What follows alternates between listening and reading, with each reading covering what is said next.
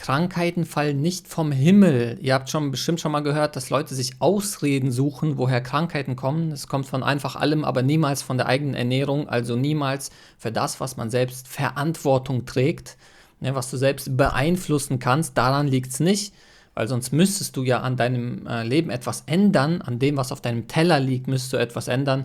Und das Thema, das darfst du nicht anfassen. Da flippen die Menschen völlig aus, wenn du an ihr Essen gehst. Und McDougall hat hier in seinem mega genialen Vortrag Starch Solution, hat er so ein Beispiel genannt für dieses Thema, woran es liegt, dass Menschen Krankheiten kriegen und wie man Menschen, die krank sind, wieder gesund kriegt. Wie kriegt man das hin? Ja? Kann man das vielleicht gar nicht beeinflussen? Ist das die Luft, sind das die Gene, was auch immer? Und er hat ja einfach so mit seiner Katze Einstein so ein geiles Beispiel gemacht. Hören wir uns das einfach mal zusammen an. Ich werde das ein bisschen übersetzen. Let me give you an example. Einstein, remember my cat Einstein? Okay, so here we have Einstein, a little cat, and I know it's going to upset some of you, particularly those of you who are very concerned about animal rights. But what I'm going to do is I'm going to start feeding Einstein baked potatoes. Also er sagt, seine Katze Einstein, er wird jetzt anfangen, für das Beispiel, er wird jetzt anfangen, die Katze mit Kartoffeln zu füttern. Ja? And so I throw 2 or 3 baked potatoes on the ground for Einstein. What does he do? Bats them around, looks at them, and starves to death because he's not going to eat those potatoes because that's not. Also er wirft der Katze die Potatoes hin, also die Kartoffeln, und die Katze geht hin, riecht ein bisschen dran, aber isst die nicht und er fängt an zu hungern. His food. So I know this. Weil das nicht das Essen der Katze ist.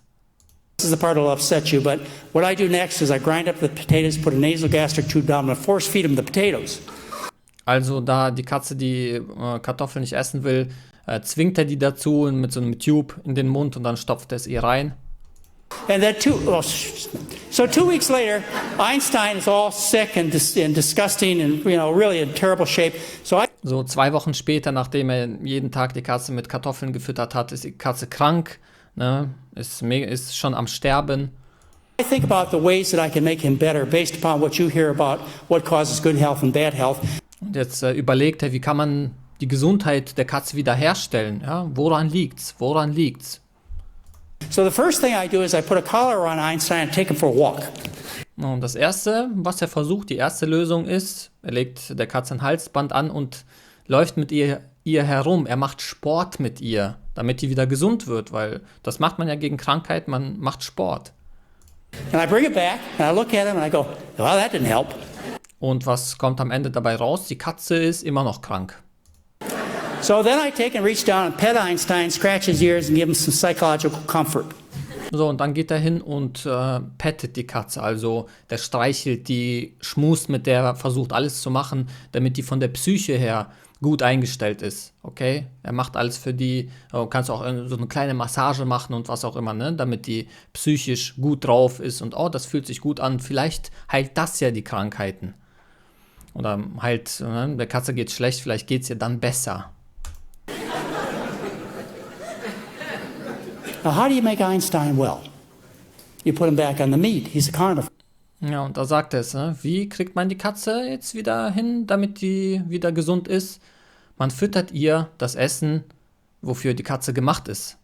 Ja, genau wie beim Menschen. Der Mensch ist ein Herbivor. Und wenn du einem Menschen das Essen gibst, worauf er läuft, dann läuft er wieder. Und dann wird auch seine Krankheiten los. Genau wie die Katze. Du hörst auf, ihr Kartoffeln zu füttern und fütterst ihr wieder Fleisch.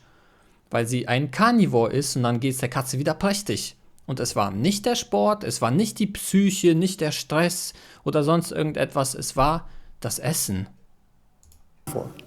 So you got all these friends of yours that are sick and fat. The problem's the food. Ja, the problem is the food. Da hat er es gesagt, ganz genau der Punkt.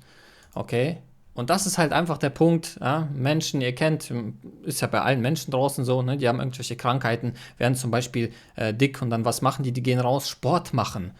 Die gehen Sport machen, kommen nach Hause und trinken ihr Whey-Shake. Dieses Whey-Shake wird die immer fett halten. Ne? Das ist ja tierisches, isoliertes Protein, was alles im Körper wachsen lässt, was deinen Cholesterinspiegel anhebt, was alles, was dich fett halten wird.